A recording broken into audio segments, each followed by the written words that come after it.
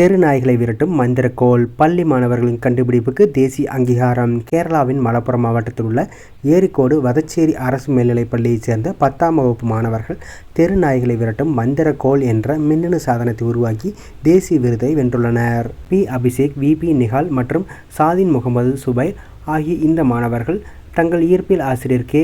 பிரகீத் வழிகாட்டுதலின் கீழ் இந்த புதுமை கருவியை கண்டுபிடித்துள்ளனர். சமீப காலமாக இந்தியாவில் தெரு நாய்கள் பிரச்சினை அதிகரித்து வருகிறது. தெரு நாய்கள் பற்றிய விவகாரத்தில் உச்சநீதிமன்றத்தின் தீர்ப்புகள் நாடு முழுவதும் பெரும் விவாதத்தை கிளப்பியுள்ளது. விலங்குகள் நல ஆர்வலர்கள், தன்னார்வ தொண்டு நிறுவனங்கள் மற்றும் பொதுமக்களிடையே பெரும் கருத்து வேறுபாடுகள் உருவாக்கிய இந்த தீர்ப்புகள் இனி தெரு நாய்களை பொது இடங்களில் தனிப்பட்ட முறையில் பராமரிக்க முடியாது என தெளிவாக அறிவித்துள்ளது. இந்த தீர்ப்பின் முக்கிய அம்சங்கள்: தெரு நாய்களுக்கு உணவு அளிப்பதற்காக குறிப்பிட்ட பகுதிகள், விதிமீறல்களுக்கான அபராதம் மற்றும் விலங்குகளை தத்தெடுப்பது குறித்த வழிமுறைகள் ஆகியவையாகும்.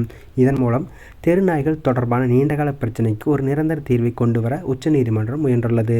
இப்படியான நிலையில் கேரள அரசு பள்ளி மாணவர்கள் ஒரு புதிய சாதனத்தை கண்டுபிடித்துள்ளனர். இந்த சாதனம் ஒரு சுவிட்சை அழுத்தும் பொழுது நாய்களுக்கு மட்டும் கேட்கும் மீயொலி அலையும், அதாவது அல்ட்ராசானிக் சவுண்ட், ஒரு லேசான மின் அதிர்ச்சியையும் உருவாக்குகிறது.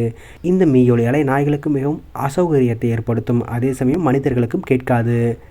இந்த எளிமையான ஆனால் பயனுள்ள கண்டுபிடிப்பு டெல்லியில் நடைபெற்ற ஒரு தேசிய கண்டுபிடிப்பு மாரத்தான் போட்டியில் 1,00,000க்கும் மேற்பட்ட யோசனைகளிலிருந்து தேர்ந்தெடுக்கப்பட்ட 27 கண்டுபிடிப்புகளில் ஒன்றாக தேர்வு செய்யப்பட்டது. இந்த வெற்றிக்கு அங்கீகாரமாக மாணவர்களுக்கு அவர்களின் கண்டுபிடிப்பை வணிகமயமாக்குவதற்காக ரூபாய் 50,000 பரிசு வழங்கப்பட்டது. மேலும் சந்தையில் சாதனத்தை அறிமுகப்படுத்துவதற்கான பயிற்சியும் மாணவர்கள் பெற்றுள்ளனர்.